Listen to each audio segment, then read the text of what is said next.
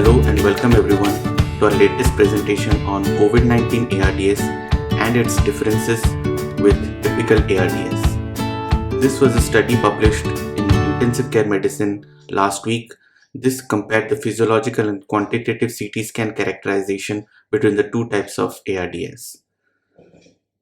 So the study objective was to compare physioanatomical characteristics of COVID-19 ARDS to two historically matched cohorts of typical ARDS. And the objective was to find the differences between these two varieties.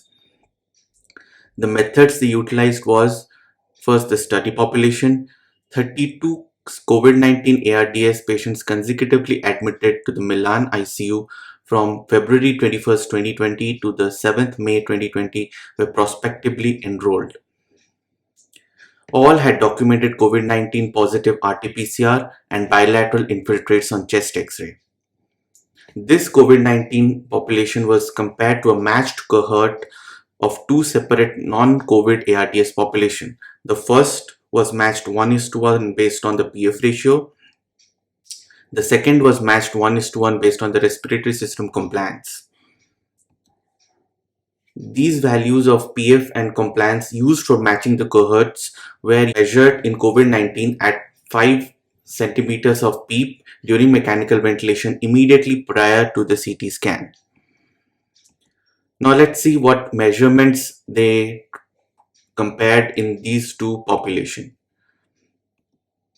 The first was the gas exchange. The second was the respiratory system mechanics. The third was the CT scan features. And the last but not the least was the response to PEEP. So this is the final results. If we look at the most important, that is the baseline clinical characteristics, we can see that they are matched in terms of the age, in terms of sex, in terms of height, weight and BMI. And here we can see that in the first group the PF ratio is well matched, while in the second group, that is the compliance ARDS, the compliance is well matched. But we find significant difference between the other values in compared to the COVID-19 ARDS. But the most important difference that we need to know is the cause of lung injury. Here the cause of lung injury is extremely homogeneous, that is the cause is only COVID-19 ARDS, while as we all know ARDS is an extremely heterogeneous disease and not every time the cause of ARDS is within the lungs.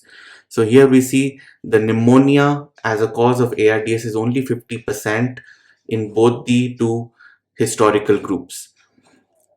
If we look in terms of severity, we can see that the severity is almost same if we look at the PF ratios. But if we look in terms of the compliance group ARDS has extremely less number of patients who had a severe illness, which means that the compliance level, even though same, resulted in more severe illness in case of COVID-19 ARDS.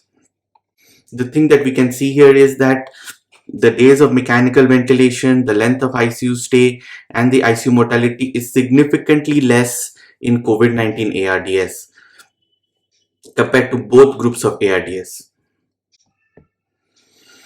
So here we see the table showing the matched groups. The table A shows the group which is matched based on the PF ratio. Here we can see that the COVID-19 ARDS has a significantly higher compliance, which means that even though the compliance is better, the severity of illness is same. The same thing is seen in the compliance matched group. Here we see that the compliance in the two groups are matched, but the PF ratios are significantly less in COVID-19 ARDS, which means that if we look in same terms of severity, that is the PF ratio, then the compliance is higher. If we match the compliance, the PF ratios in the COVID-19 ARDS is much less.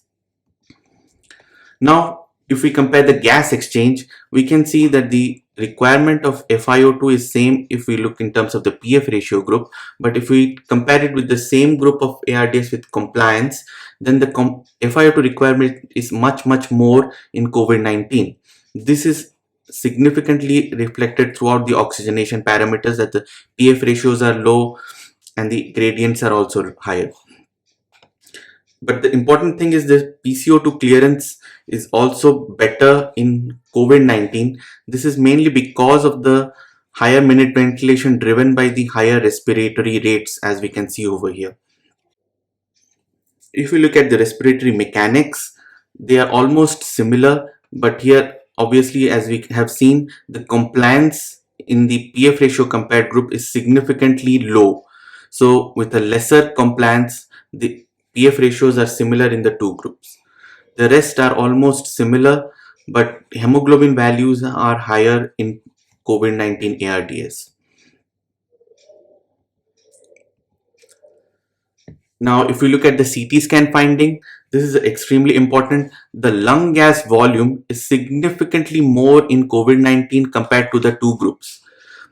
This is same in terms of the normally aerated tissue. That even the normally aerated tissue is significantly higher in COVID-19 ARDS. But in spite of this high aerated tissue, the PF ratios, rather the oxygenation is similar in the two groups, which means that there is some kind of a shunting which is going on in the COVID-19 pathophysiology. So if we look at the effect of PEEP, we can see that there is similar improvements. But one thing that is to be noted is that the compliance of the lung significantly decreases in the COVID-19 if we give higher PEEPs, which means that the lungs are already maximally inflated and it may not be good to give higher PEEPs in COVID-19 ARDS.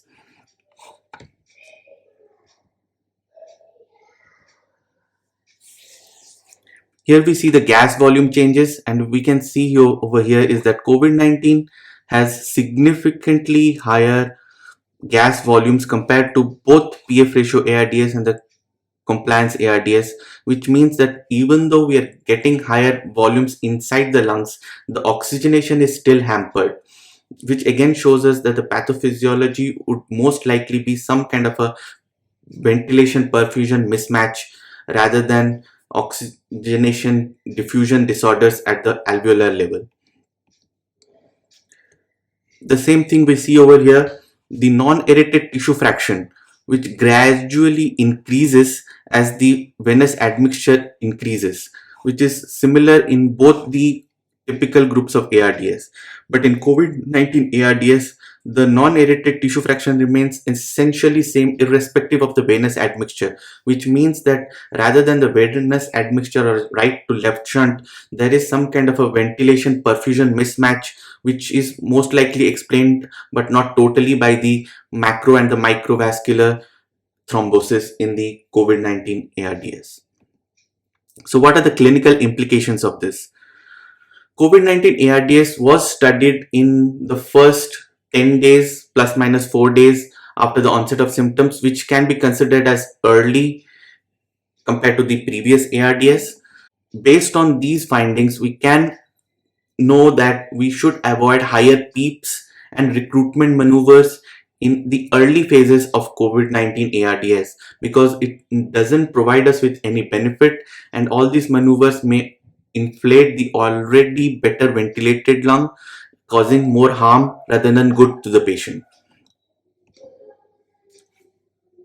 But as we all have seen over the course of the illness, this can change very, very rapidly. There can be a very rapid evolution into a classical or the typical ARDS that we are seeing in the other group. And in those cases, we have to go by what has been the standard ventilatory management.